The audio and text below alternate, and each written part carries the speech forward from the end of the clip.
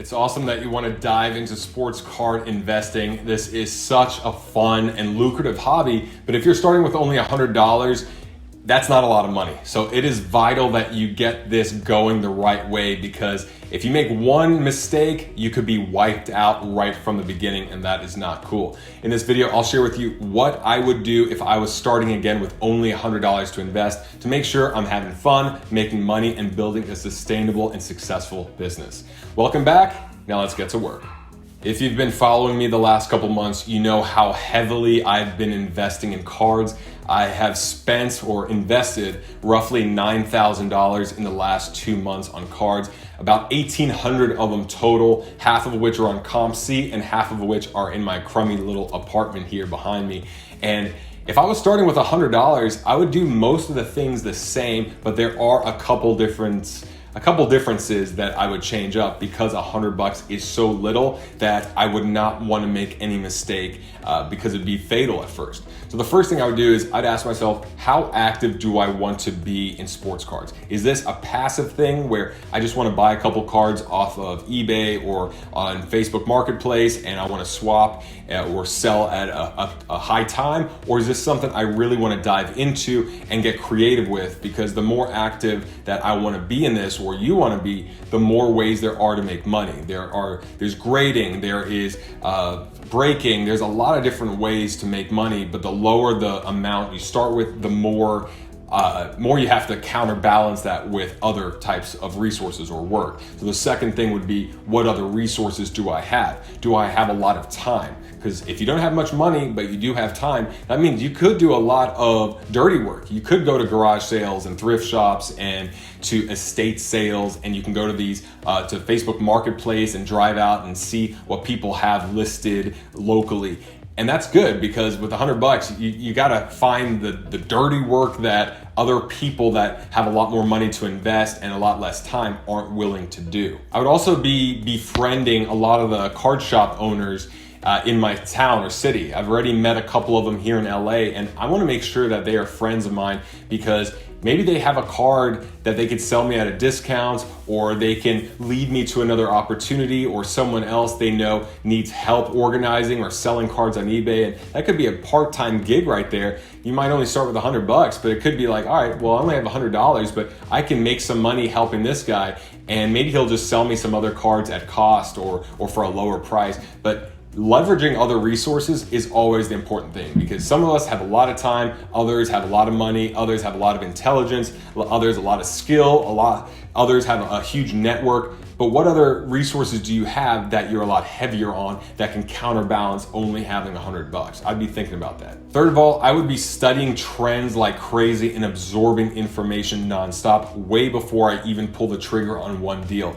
I know with $100 and with all the excitement around sports cards, people are just so eager to buy something today because there's that fear of it'll go up tomorrow and I'll be missing out and I'll be losing money. But that's a dangerous mindset for me. There's always going to be a deal. There's always going to be a player or a card on the rise. So by not buying something today and seeing it go up in value, that's okay, because there's always going to be the next one that I can invest in. But I want to make sure that I'm investing with a lot of knowledge and confidence behind it, rather than hearsay, rather than this person says this person says it.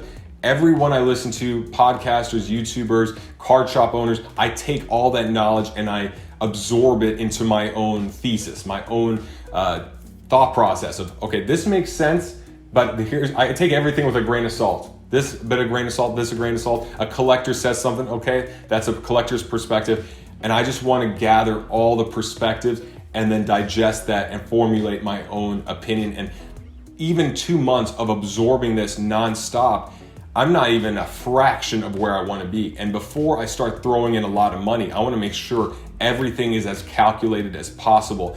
And there's podcasts I had listened to just a day or two too late. I've been investing in certain cards, and then I'd listen to a podcast and go, damn, that made a lot of sense. I wish I would have held back, but I was too eager to pull the trigger.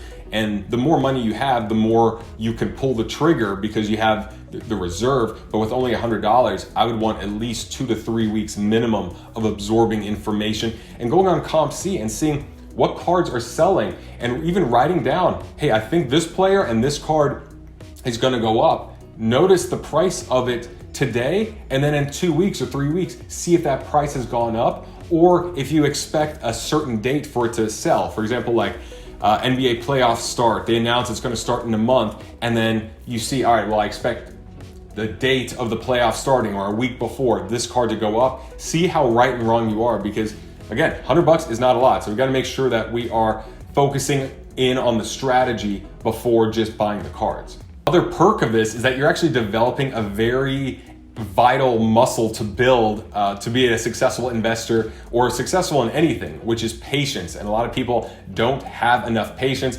Of course, I'm impatient from time to time, and usually when I'm impatient, I miss out on something important. But if you can develop that patience muscle, you'll really be able to overcome your emotions, just like I have, and say, you know what? This is not the right time, let me wait. This is not the right time, let me wait. And that builds a lot of willpower, and that's gonna definitely help all of us in this field as well as anything else we pursue. After studying for a couple weeks, I would focus in on the players and the teams that have the most short-term upside. Now, this does not mean that they have the biggest upside. I just want to see a victory soon, because $100 is not a lot. So if you're investing for a player that you expect to go up in value in 6 months or a year from now, then you're pretty much on the sideline for a long time. So one place to start is NBA playoffs. Another is NHL playoffs. Another is NFL beginning, the football season starting. Where's the hype going to be around preseason football? I'm thinking Tom Brady for sure, his wide receivers for sure. You know about your team, so think about where the hype is going to be there. Think of the draft picks and how that's going to affect the offenses a lot more than the defenses. In terms of the NBA playoffs, I'm thinking who are the top 4 seeds in the whole league, because they have the best likelihood of going to the conference finals, and that means that they're going to be on a big stage. There's going to be a lot of attention. There's going to be a lot of conversation and hype on ESPN. That's where I would start. So Lakers, Clippers, maybe Toronto.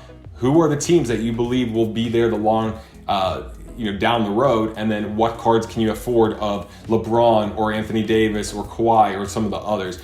Basketball is not my thing for now. I'm going to get back in it, but ever since Pau Gasol flopped and flailed like a fish out of water back in 2008, I just pretty much scrapped the NBA because it reminded me of soccer, and I was like, what is this pansy stuff? So I'm not that basketball expert, but in terms of mindset, I'd go for sooner than later, but I'd also go for 30% margin, 40%, 50% return, rather than swing for the fences on some no-name player that could come in and have 3 50-point games in a row, but there's a 99.9% chance he won't, and the card won't be valuable at all, and it'll be hard to liquidate. Something else I would do is to ensure that I diversify between a couple different players and perhaps a few different sports as well.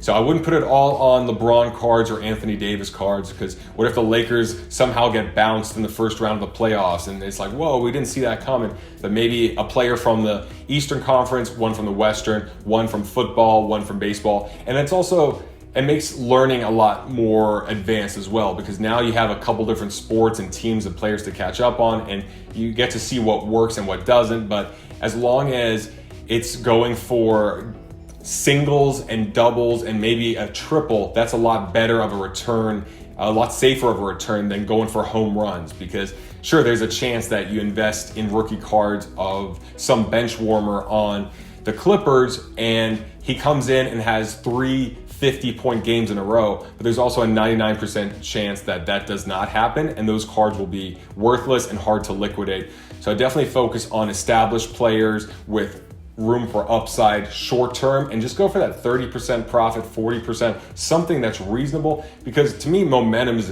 important. I want momentum. I want that $100 to go to $150 and be certain of it, or have a very good likelihood of it, rather than that $100 try and swing for the fences and try and make that go to $500, but there's a good chance that I lose out and then I'm disinterested. And if you're swinging for the fences this early, it's probably because you want to do this for the money versus the enjoyment. And the idea of doing this for the enjoyment, the money will come, you know, because it's easier to research, it's easier to do all these things because you're like, hey, I'm in it for the next 20 years, not I'm in it until there's a new hot trend that replaces sports cards. So proven singles, doubles, that's my strategy. Go for home runs when you put in the work, when you have proven that you are investing with a very sound strategy, rather than, hey, this podcaster says this YouTuber says this, so I just bought the cards and I crossed my fingers. That doesn't work for me. Lastly, I would focus on graded cards at first, and that's because even though $100 is not a lot and graded cards obviously cost more, they're easy to liquidate, and there is a learning curve around raw cards. I've bought plenty of raw cards thinking they would grade highly or think I could liquidate them, and the truth is that it's hard. Sometimes it's really hard to liquidate raw cards that don't look like they are 9s or 10s unless they're LeBron or Kevin Durant or Kobe or something, or Jordan or someone like that. And I've learned that raw cards takes getting used to understanding what centering is, what wear is, how hard it is to liquidate, how easy it is, all that kind of stuff. It's more advanced. So at first, I'd rather buy 4 graded cards than to buy a bunch of raw cards and realize, man, half of these are crap, and the other half, it's gonna take me a long time to liquidate because other people are only interested in graded cards. I'd wanna make sure that whatever I get, I could liquidate easily, because even if I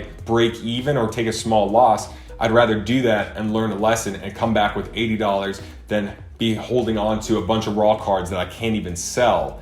And now I'm just stuck here looking at them, and then I have to earn another $100 to get back in, or I'm just too sour about the whole experience that I just give up altogether.